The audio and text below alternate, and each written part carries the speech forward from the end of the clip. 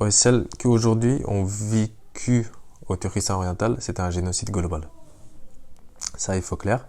Parce que c'est pas uniquement un génocide culturel, c'est pas uniquement un génocide contre un islam ou d'autres manières, c'est contre cette ethnie, pour disparaître cette ethnie, et aussi veut récupérer leur propre terre. Pourquoi on dit ça? Parce que les Ouïghours, c'est le autochtone de Turkestan oriental. Aujourd'hui, les Chinois qui s'appellent cette terre en leur mot Xinjiang. Xinjiang, c'est un mot chinois. Ils ont nommé à l'époque de 1886. Voilà, le nom Xinjiang, ils sont nommés en l'année 1886, je crois, si je ne me suis pas trompé. Normalement, c'est à peu près cette période-là, par le royaume Qing. Parce qu'ils ils sont colonisés total de la Turkestan orientale à l'époque. Donc depuis cette période-là, cet territoire qui s'appelait Xinjiang. Xinjiang, c'est le nouveau territoire, c'est-à-dire nouvelle frontière. Donc c'est devenu un mot pour la Chine, c'était un territoire de nouvelles. Et donc quand le Kuomintang, ils voulaient s'occuper cet territoire. L'époque de Kuomintang qui sont s'occuper aussi le Turkestan oriental pendant une période. L'époque aussi, ils ont utilisé le nom Xinjiang parce qu'ils n'ont pas changé. Parce que pour eux aussi, ils reconnaissent quand même ce territoire. Pour la Chine, c'est un nouvel territoire. Et 1933, les Ouïghours et les Kazakhs, les Kirghizes, en fait, tous l'ethnie de Turkestan oriental, ils ont fait une révolution pour créer leur pays indépendant. Donc, les premiers gouvernements islamique de Turkestan oriental qui est créé 12 novembre 1933. Malheureusement, il a envahi par la Russie, la pression de Russie soviétique, pression soviétique et URSS, et aussi la Chine. Donc il a resté que 6 mois et puis il a envahi par tomber. Et puis les combats, il n'est pas arrêté, ils sont toujours continus. Et puis 1944. Le même jour, le 12 novembre 1944, la deuxième république de Turkestan oriental, cette fois-ci, c'est la République Turkestan orientale, créée par nos dirigeants. Il est resté à peu près 5 ans, jusqu'à 28 ou 29 octobre 1949, après la création de la Chine. Quand la Chine, ils ont déjà annoncé leur indépendance et aussi le Grand Chine, mais le Turkestan oriental, il était toujours s'appelait sous le nom de Turkestan oriental. C'était pas Xinjiang. Mais voilà, juste encore les pressions de soviétique, URS, et puis aussi la Chine qui veulent faire un contrat avec des régions ouïghours, des régions de Turkestan oriental. Ils ont demandé de tous les dirigeants de aller au Pékin pour faire une réunion et signer le contrat. Donc cet avion, il n'est pas vol direct à Pékin. Ils ont fait un escale à Almaty. Quand ils ont fait un escale à Almaty vers la Pékin, l'avion il est écrasé. Almaty, c'est la capitale de Kazakhstan. D'accord. Voilà. Parce qu'à l'époque, c'était les soviétiques qui contrôlent le pays. Donc, voilà, ils ont entendre avec les Staline et les Mao. Donc, nous dirigeants qui sont reçus un accident mystère. Donc, ils sont tous morts. Et puis, la Chine qui sont rentrés très facilement à notre territoire. Et puis, depuis ce jour-là, notre territoire qui est resté incolonisé. La génocide ouïghour, en fait, c'est qu'on parle d'aujourd'hui, depuis 1949. D'accord. Donc mais on a des informations, enfin un minimum d'informations. Oui, en fait, dès le début, en fait, quand les armées chinoises, en fait, il faut parler vraiment avec le chiffre. Quand les créations de la République de Chine, République populaire de Chine, quand elle est créée en 1949, le 1er octobre, il n'y avait que 4% de Han, 4% de Han qui se considèrent aujourd'hui c'est des Chinois. C'est 1,3, 1,2 milliard. Donc cette grande majorité de la Chine, il n'y a que 4% au Turkestan oriental. D'accord. 4%. Et à l'époque, les Ouïghours, c'est à peu près 90% de la population du Turkestan oriental. Et le reste, c'est l'ethnie turcique. Et après, première chose que la Chine qu'ils ont fait, ils ont ramené leur Bingtuan. Bingtuan, c'est c'est un armée. Donc l'armée, ils ont un groupe. Voilà, ils sont envoyés directement au Turkestan oriental pour contrôler ce territoire, pour garder en garantie. Donc les Bingtuan, il est arrivé en premier temps. Et ils sont rentrés chaque jour minimum 100 000, 200 000, voilà. Ils ont rentré tellement de gens. Juste pendant 5 ans, ils ont tué 150 000 Ouïghours comme ennemis de la Chine. Dès le début. Et donc ça, très peu en ont parlé. Parce que à l'époque, la Chine, c'était un pays fermé. On ne peut pas entendre qu'est-ce qui se passe en Chine. D'accord. Même le pays, il est tellement grand.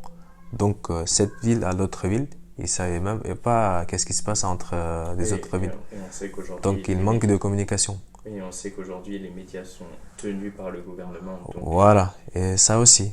Et depuis 1949, il y avait tellement de choses passées. Et jusqu'à 2016,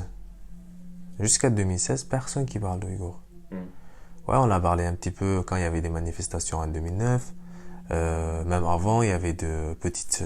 voilà, en fait, toujours, il y avait d'attentats, c'est qui se fait par la Chine, etc. Ils ont dit, ouais, c'est les islamistes, voilà. Tout ça, c'est les jeux. Par rapport à ces attentats islamistes, il y en a beaucoup en France, il y en a peut-être une en Chine, comme vous dites. Là, moi, j'ai envie de très bien expliquer. Parce que nous, les Ouïghours, avant 2001, on considère un peuple qui veut leur indépendance en Chine. Ça, c'est qu'en Chine. En fait, peut-être ailleurs, ça s'entend pas trop. Après 2001, on est considéré terroriste. Oui, donc. Voilà, pourquoi? Voilà, c'est ça. La Chine, ils ont juste trouvé une bonne option pour avancer les génocides ouïghours au Turkestan oriental. C'est une sorte de justification. Voilà, parce que nous sommes. C'est de ça dont on parle aujourd'hui. Voilà, nous sommes musulmans. Nous sommes musulmans. Les Ouïghours, c'est à peu près 99%, c'est musulmans, les populations musulmanes sunnies. Depuis 1000 ans. C'est pas que hier qu'on a converti l'islam, depuis 1000 ans. Depuis 1000 ans, on n'a pas fait de terrorisme. Pourquoi depuis 20 ans, on commence à faire le terrorisme? La Chine, ils ont utilisé juste un mot terroriste, et aussi le problème de Ouïghours, ils ont augmenté le niveau mondial en fait. Parce que le monde entier, il contre le terrorisme. Même nous, les musulmans, on contre le terrorisme. Parce que si quelqu'un qui tue quelqu'un comme ça, c'est pas musulman. Oui, bien sûr. Nous, on considère que l'islam, il nous apprend pas ça. Ça, tous les musulmans, et c'est très clair. Et la Chine aujourd'hui, nous, on entend des génocides qui acceptent. Ça a commencé à accepter par le monde entier. Ça a commencé. Donc, ce qu'ils acceptent aujourd'hui, les génocides, pour eux, c'est à partir de 2016, les camps de concentration qui commençaient ouverts pour rattraper tellement des Ouïghours aux camps de concentration. Donc, c'est pour eux, c'est ça les génocides. Mais non, en fait, les génocides, il est déjà existé. Il nous a contrôlé notre augmentation de notre population. Voilà, ils sont avec la stérilisation de femmes forcées, avortement forcé, et aussi ils ont ramassé énormément des Ouïghours au camp de travail, etc. depuis 1949. D'accord. Donc c'est pas un sujet de juste aujourd'hui, quoi. Voilà. Dans notre pays colonisé par la Chine, avant 2016, on communique avec WeChat. C'est comme le WhatsApp, on communique avec eux avec les WeChat. Mais à l'époque, il n'y avait pas tellement de pression. comme aujourd'hui. D'accord. Et depuis 2016, il y a la plupart des Ouïghours en diaspora, ils sont déjà sans contact depuis 2016 avec sa famille. Et aussi, ils ont même utilisé le WeChat quand ils parlent avec les amis ou ses parents ou sa famille, il ne répond plus. Et aussi, il y a Parce que des... c'est contrôlé peut-être C'est par ça, l'application. parce que c'est très sensible. Si on dit des mots en ouïghour, ils sont sensibilisés et aussi ils sont filtrés. Mm. Donc, il écoute tous les mots. Donc, D'accord. les Ouïghours de Turkestan oriental, ils sont obligés d'écrire en chinois. Ils ont force d'écrire en chinois. Ils disent plus, voilà, notre langue, nous on utilise assalamu alaikum, c'est comme notre langue bonjour, quoi. Mm. Ça aussi, on peut pas le dire. On peut pas dire Dieu merci. On peut pas dire, voilà, Dieu te protège. On peut même pas dire passer bonjour à les autres. Mm. Parce qu'en notre langue, donc on peut pas tout dire. Et puis même on demande qu'est-ce qui se passe là-bas, et surtout les confinements, voilà, si quelque chose comme ça, enfin je veux dire les grands sujets, et personne qui vous dise les manières normales, personne qui va répondre. Ils sont un peu.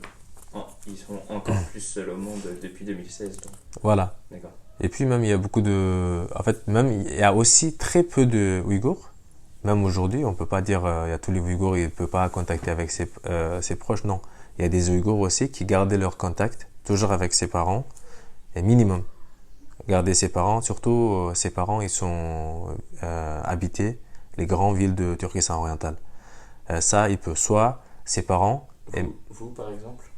Moi aussi, je suis dans le grand capitale de la Turkestan orientale, Urumqi, je viens de là-bas. Mais moi, j'évite de contacter avec mes parents. D'accord.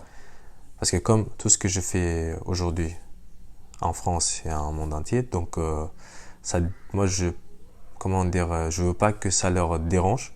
Je sais très bien aussi que eux ils savent qu'est-ce que je fais ici parce que comment dire, la Chine ils connaissent tout et ils vont parler avec eux.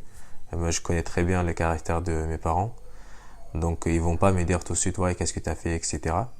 Donc voilà, si aujourd'hui moi je contacte pas avec mes parents, j'espère qu'ils ont bien. Mais quand ils vont me contacter, ils vont m'envoyer des fois un WeChat, me demander est-ce que tu vas bien. Je vais les répondre parce que la dernière fois que je contactais avec eux, c'était l'année dernière, 2019. C'est quand ma mère elle est sortie de camp. Donc ouais, juste j'ai vu ma mère en vidéo vite fait. Et puis je leur demandais qu'est-ce que vous avez bien, etc. Ils ont dit ouais ça va, t'inquiète. Quand on a besoin, on te contacte. Donc je l'attends toujours leur contact. Quand ils me contactent, on se parle vite fait. Et puis voilà. Merci d'avoir regardé la vidéo. Je vous invite à vous abonner pour avoir la deuxième partie de celle-ci qui suivait la vidéo sur la vie d'un Ouïghour en France. Et mettez un j'aime si cette interview vous a plu.